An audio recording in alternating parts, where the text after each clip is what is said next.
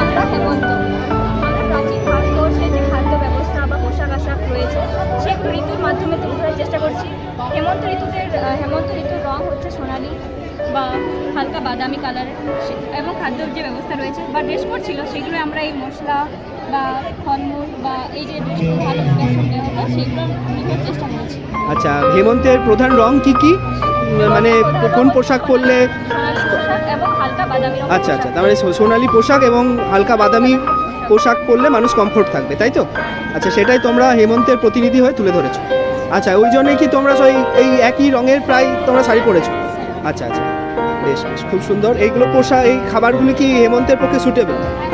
আচ্ছা আচ্ছা, এটা প্রাচীন ভারতবর্ষে বা বৈদিক যুগে এটাই প্রধান একটা খাদ্য ব্যবস্থা ছিল। বাহ, খুব সুন্দর। বাতাসে আজ বইছে তুষারের ঝাঁজ, মন তাই গেয়েছে গীত, নমস্কার আমি শীত। আচ্ছা, তোমরা শীতের প্রতিনিধি। হ্যাঁ, আচ্ছা, শীতের কি বিষয়টা তুলে ধরার চেষ্টা করেছো তোমরা, একটু বলো। প্রাচীন ভারতের শীতকালে যেভাবে খাদ্য পোশাক আশাক যেরকম ছিল সেইভাবে আমরা তুলে ধরার চেষ্টা করেছি। আচ্ছা, প্রাচীন ভারতবর্ষে কি মানে মশলা এবং তার পোশাক আশাক সেগুলো তুলে ধরার চেষ্টা করেছো। যে পোশাক আশাক বা মশলা আমাদের একটা স্বাভাবিক জীবনরীতি ছিল হেমন্তের। আচ্ছা, শীতকালে। আচ্ছা, তোমরা শীতকালের প্রতিনিধি। বেশ। তো আচ্ছা, সেই জন্যই তোমরা কি এই পোশাকেও একটা বৈশিষ্ট্য রাখা আছে? আচ্ছা, আর কোন মশলাগুলোকে তোমরা বেসিক্যালি তুলে ধরার চেষ্টা করেছো? দারচিনি, কালো জিরা, এলাচ, ডালি, লেবু, আমলকি, ফুল।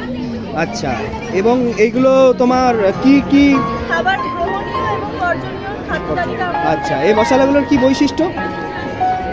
বিকাশিতের কালো জিরার সরষের তেলের সাথে লাগানো উপশম হয়। দারচিনি হজমের ভালো লাগে, এলাচ খুবই সুগন্ধ পাবে। বাহ, খুব সুন্দর উপস্থাপন দেওয়া। আর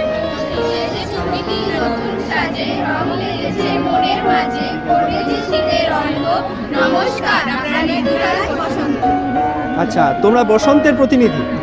আচ্ছা, বসন্তের জন্য এই জন্য মানে তোমাদের ড্রেস কোডেও দেখছি একই রকমের একটা আছে। কি তোমরা কি রকম মানে কি বসন্তের কি বৈশিষ্ট্যের কথা তোমরা তুলে ধরেছো?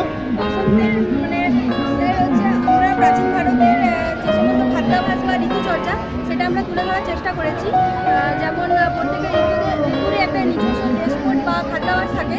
যেমন বসন্তে ধরুন সবুজ এবং হলুদ, যার প্রতীক হচ্ছে প্রকৃতির নবজীবন এবং ফুলের কুড়ি ফোটার সময়, সেগুলো আমরা তুলে ধরার চেষ্টা করেছি এখানে কিছু জিনিসও আমরা রেখেছি, যেমন জোয়ান, হরিতকি এবং ধনে। যে উপকারিতা হচ্ছে জোয়ান হচ্ছে আমাদের খাদ্যের হজমে সাহায্য করে, এবং এখানেও কিছু আছে অ্যালোভেরা, তারপরে তুলসী, তেজপাতা, তারপরে হচ্ছে কারিয়া পাতা। বাহ, খুব সুন্দর। তার মানে এই তোমাদের বসন্ত ঋতুতে কি কি গ্রহণীয়, কি বর্জনীয়, কেমন পোশাক পরলে মানুষ সুস্থ স্বাভাবিক থাকবে, আমাদের ভারতবর্ষের যে একটা প্রাচীন একটা যে এই বৈশিষ্ট্য ছিল ঋতু অনুযায়ী পোশাক এবং খাদ্যাভ্যাসে, সেটা তুলে ধরার তোমরা চেষ্টা করেছো, তাই তো? বাহ, খুব সুন্দর উপস্থাপন তোমাদের।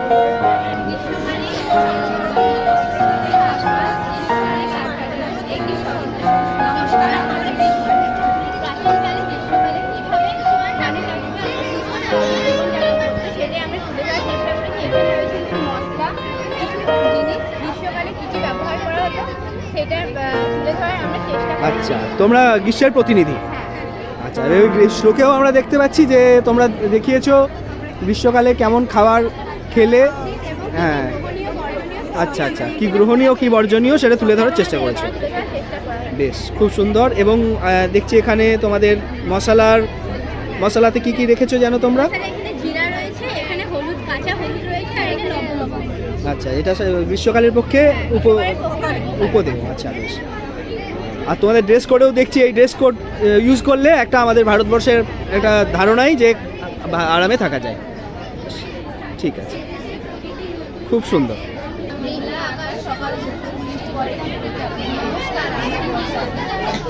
আচ্ছা, তোমরা তাহলে বর্ষার প্রতিনিধি। আচ্ছা, বর্ষাকালে দেখছি তোমরা এই শ্লোকে একটা চড়ক সংগীতা শ্লোক তো এটা? আচ্ছা, তাহলে কি বর্ষাকালে কিগুলো তুলে ধরার চেষ্টা করেছো তোমরা? কি কি খাবার গ্রহণীয় বর্জনীয় সেগুলো তুলে ধরা হয়েছে, আর মশলাগুলো তুলে ধরা হয়েছে, আর আমাদের ড্রেস কোড।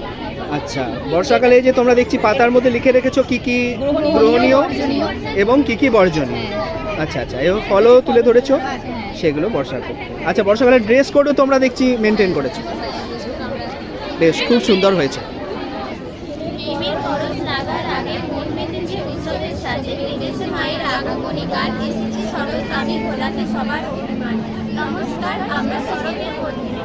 আচ্ছা, তোমরা তাহলে শরতের প্রতিনিধিত্ব করছো। হ্যাঁ, শরতে তোমরা কি কি দিকগুলো তুলে ধরার চেষ্টা করেছো? শরৎকালে আমাদের যে খাদ্য পরম্পরাটা ছিল আমরা সেইটা তুলে ধরার চেষ্টা করছি, আর কি কি খাবার গ্রহণ করা উচিত, কি কি বর্জন করা উচিত সেটা, আর আমাদের যে শরৎ ঋতুর যে কালার ছিল সেই রংটা আমরা সবাই তুলে ধরার চেষ্টা করছি আর কি। আচ্ছা, শরৎকালে তাহলে কেমন পোশাক পরলে মানুষ মানে স্বাচ্ছন্দ্য বোধ করবে এবং কেমন খাবার খেলে ভালো থাকবে, এই যে প্রাচীন ভারতের একটা জ্ঞান পরম্পরার যে একটা পার্ট তোমরা সেটা তুলে ধরার চেষ্টা করেছো।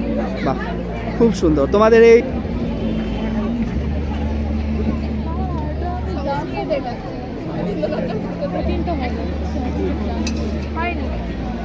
না আমি বলছি যে এটা তোর বলিনি আমি যেগুলো একটা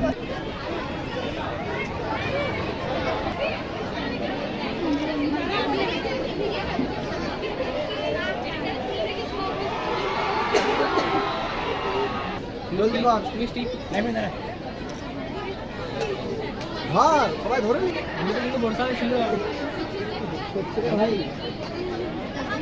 ওইটাই জীবনের চরম সত্য। আর একটু ছোট করো, ওরে লেখাটা